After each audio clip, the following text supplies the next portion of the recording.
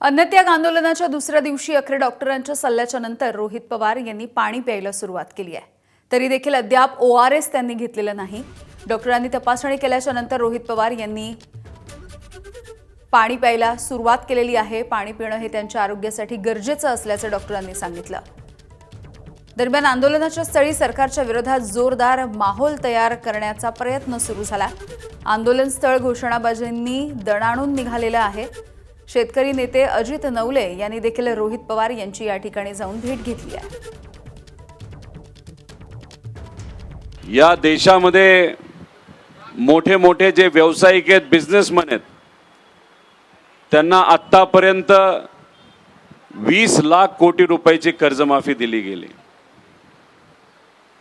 आणि इथं आम्ही शेतकरी म्हणून कुठेतरी एवढंच म्हणतोय की 35,000 कोटी रुपयाची कर्जमाफी तुम्ही जी जाहीर केली ती पूर्णपणे आमच्या शेतकऱ्याला तुम्ही द्या।